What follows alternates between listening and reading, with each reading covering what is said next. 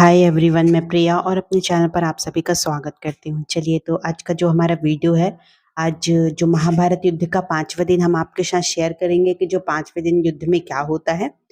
और जैसा कि मैं हमेशा से कहती हूँ, भीष्म पितामह के नेतृत्व में मतलब कौरवों की तरफ से और पांडव सेना में धृष्टद्युम्न सेनापति रहते हैं। चलिए, कहते हैं कि कल के युद्ध के परिणामों को देखकर पांडव सेना आज बड़े ही जोश में थे, है ना। कहते हैं कौरव सेना की व्यूह रचना इस प्रकार की गई थी कि पांडव सेना किसी सूरत में उन्हें भेदने ना पाए। मतलब उन्होंने इतना ज्यादा बताया था कौरवों ने कि बना दिया था, जो नीति बनाई गई थी, है ना, व्यूह रचना बनाई गई थी, तो कि उन्होंने सोचा था कि पांडव सेना किसी सूरत में भेदने ना पाए। प्रतिदिन की भांति आज भी सेना का नेतृत्व भीम के हाथों में था। मतलब जो सेना का नेतृत्व कर रहे थे वो भीम कर रहे थे, है ना। फिर कहते हैं कि उनके पीछे शिखंडी, सात्यकी एवं धृष्टद्युम्न थे। पीछे की ओर से सेना की रक्षा का जो दायित्व था युधिष्ठिर, नकुल, सहदेव कर रहे थे। युद्ध का बिगुल बजते ही आक्रमण होने लगा। भीष्म पितामह ने भयंकर बाण वर्षा प्रारंभ कर दी थी, परंतु अर्जुन मार्ग में ही उनके बाणों को काट काट कर गिराते रहे। उधर द्रोण के बाण भी अप्रभावी सिद्ध हो रहे थे और कौरव सैनिक तेजी से धराशायी हो रहे थे। यह देखकर मतलब देखते ही देखते दुर्योधन को इतना ज्यादा क्रोध आ रहा था कि क्या बताएं। वो मतलब पल में ही क्रोधित हो उठा और उसने द्रोण पर अपना गुस्सा उतारा। द्रोण बोलते हैं, क्या बोलते हैं दुर्योधन, अभी तुम्हें पांडवों की शक्ति का भान नहीं है। ऐसा कहकर द्रोणाचार्य और अधिक उग्र आक्रमण करने लगे, परंतु सभी सात्यकी भीम उनके सामने आ डटे। उन्होंने उनका आगे बढ़कर मतलब उनको रोक दिया। द्रोण को घिरते देख भीष्म तथा शल्य भी उनकी मदद को आ गए। मतलब द्रोण के सामने सब आ गए थे हमला करने, तो उनके उनको साथ देने के लिए भीष्म और सात्यकी भी उनके मतलब साथ ही आ गए थे। यह देखकर शिखंडी आगे आ गया।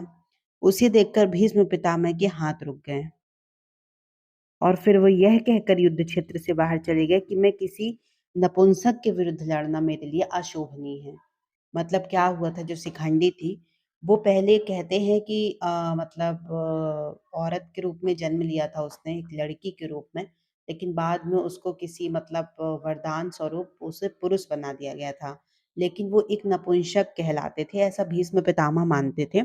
तो वो कहते हैं कि मैं किसी नपुंसक के विरुद्ध लड़ना मुझे मतलब शोभा नहीं देता, अशोभनीय है ये। इसी प्रकार दोपहर तक मतलब भयंकर युद्ध होता रहा और मानो हजारों सैनिक मारे गए। दोपहर बाद दुर्योधन ने भूरी श्रवा को सात्यकी के विरुद्ध युद्ध करने भेज दिया। सात्यकी ने अब तक अकेले ही मतलब हजारों कौरव सैनिक को मौत के घाट उतार दिया और कोई भी योद्धा जो था उसका बाल से बांका नहीं कर पाया। जो भूरी श्रवा था वो तलवारबाज योद्धा था, अच्छे अच्छे उसके आगे ठहर नहीं पाते थे। उसकी जो तलवार थी वो बिजली की भांति लहराती थी, कहते हैं, और सबों के ढेर लग जाते थे। सात्यकी भी वह पर भारी पड़ रहा था, वह घायल हो गया। यह देखकर उसके 10 पुत्र उसकी रक्षा करने के लिए आ गए, मगर भूरी श्रवा के तलवार के आगे एक भी न ठहर सका और सात्यकी के 10 पुत्रों को मार डाला। यह देखकर भीमसेन ने घायल सात्यकी को अपने रथ में डाला और युद्ध क्षेत्र से बाहर ले गए। दूसरी ओर जो अर्जुन थे वो कौरवों पर कहर भर पा रहे थे और उसने भी अकेले ही हजारों सैनिकों का सफाया कर दिया। जब भी अर्जुन के बाण कौरव सैनिकों का वध करते, तभी पांडव सैनिक जय घोष करके अर्जुन के जोश को और अधिक बढ़ा देते थे। इस प्रकार संध्या हो गई और सूर्य देव अस्त होने लगे और इसी के साथ जो 5वें युद्ध की समाप्त होने की घोषणा हो गई। घोषणा संख्या के द्वारा की जाती थी, है ना।